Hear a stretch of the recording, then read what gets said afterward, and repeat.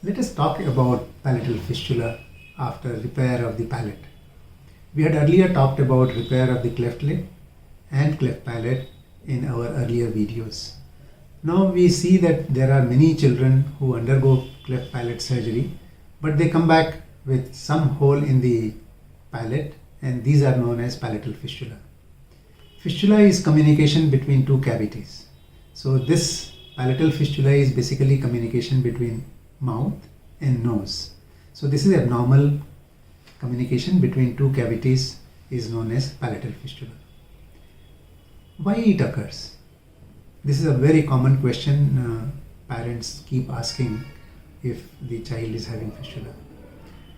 One is because of infection after surgery. Second, if there is a bleeding after operation.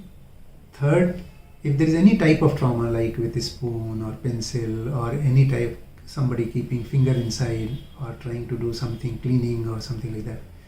Then third is the trauma. Fourth, very common cause is the surgical skill. If surgery is not performed well, it will cause fistula. We always say that there should be tension-free closure, there should be atraumatic handling of the tissues, then the fistula rate of the palate surgery is much less. So these are the basic reasons why cleft palate repair causes fistula. There is a small group of palatal fistula which tend to occur in and around the jaw area or alveolus area. In spite of making a lot of good attempts by surgeon, this may be left, which may not be of much significance, but the hole remains after the palatal repair. One should always try to close it. As a surgeon, we always try to close it completely, but sometimes that is inadvertently left. So that is not much of a problem.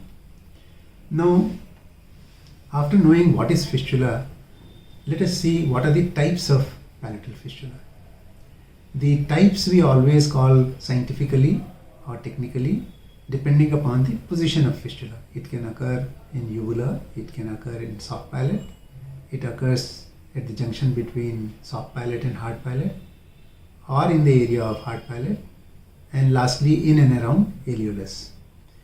Most of these small fistula in alveolus area is not very important, but rest of the fistula are important.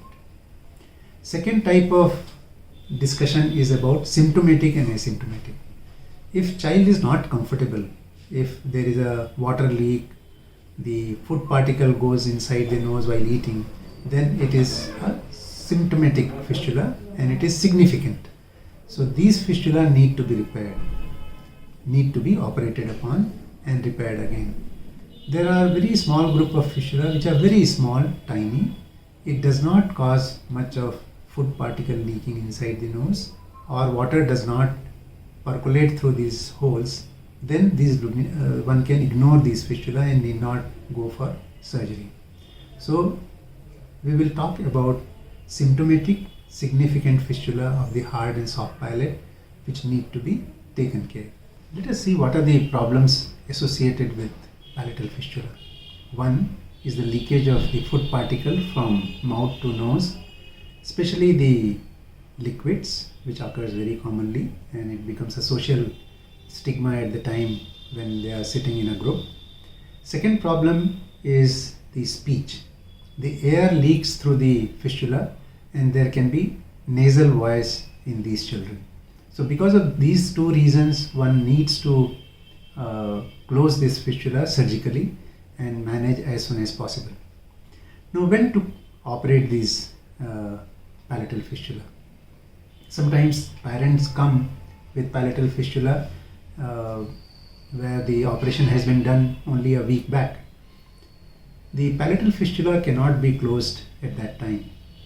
We should wait for minimum 6 months and then surgery can be done to close the palatal fistula. So that is a waiting period because we want the operated area to heal well and become soft and supple before we go for second surgery.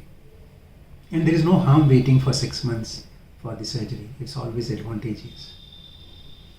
Now let us see what are the techniques of how to operate these palatal fistula and how to close.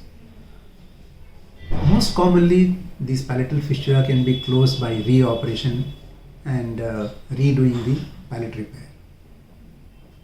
We can assess as surgeon that which technique is possible. There are many techniques to do, but reoperation of the palate is the commonest method of managing the palatal fistula.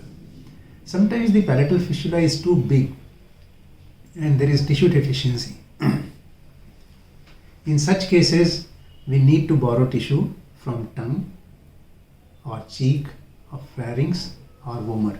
These are the 4 areas from where we can borrow tissue to close the defect caused by palatal fistula.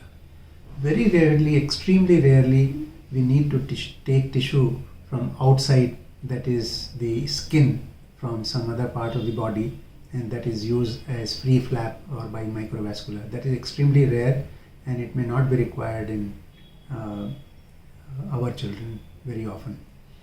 So these are the basic method or technique for closure of the fistula.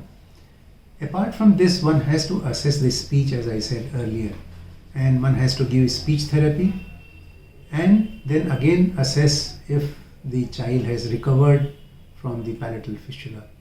And surgeon and speech therapy collectively need to decide in future if the child requires further surgery for management of velopharyngeal dysfunction, if at all it exists because of the palatal fistula.